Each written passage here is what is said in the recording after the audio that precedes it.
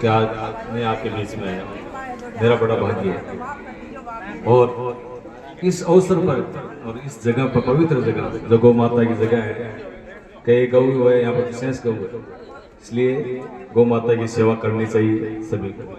ये भाई साहब ने बोला भाई हिंदू आए हैं, परंतु हिंदू का अस्तित्व खत्म हो रहा है। क्यों हो रहा है? कि हम आजकल के अपने बच्चे हैं, चाहे माँ बाप है, चाहे कोई भी, सभी सोशल मीडिया पर छा रहे हैं। अब बच्ची रील बना रही है, पता नहीं क्या बना रही है, उसको ये मालूम नहीं है कि मैं क्या कर रही हूँ। पूरे संसार को अपना बदन दिखाती है, ऊंचे गानों पर अपने डांस करती है। इससे क्या होता है? हमारी हिंदुत्व नष्ट हो रहा है। इसलिए शिक्षा तो बहुत दे रहे हैं हम, अपने बच्चों को बड़ी बड़ी स्कूलों में डाल रहे हैं, परंतु संस्कार नहीं दे रहे। इसलिए संस्कारवान बनाओ अपने बच्चों को। जब तक संस्कार नहीं दिया हम अपने बच्चों को, तो हमारा ये समझ लो कि हम बिल्कुल नष्ट हो जाएंगे। इसलिए अपने बच्चों को सदा ही संस्कारवान बनाएं। फिर आया इन्होंने बोला कि प्रणाम करना चाहिए। रियली बात कहता हूँ, प्रणाम करना ही चाहिए, हाथ जोड़ के करना चाहिए। एक शब्द नहीं, राम राम सा बोलते पहले, आजकल तो कोई करते नहीं राम राम। इसलिए दोनों हाथ जोड़ के बोलना चाहिए राम राम। जिससे क्या है? सुनने वाला का भी कल्याण होता है और खुद बोलने वाला का कल्याण होता है।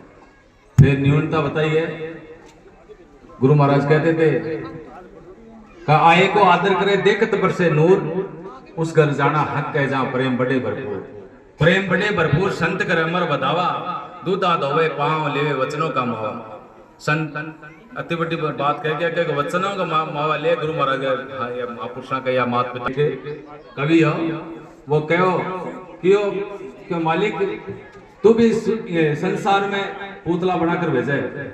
संसार हम मालिक का बनाया पुतला ऐसा, चाहे लेडीज जैसा जेंट्स है। और मैं भी एक कलाकार हूं, मैं भी पुतला बनाकर बेचूं संसार में। मूर्तिकार हो कि मैं भी पुतला बनाकर संसार को बेचूं, और थे संसार में पुतला बना संसार में बेचो।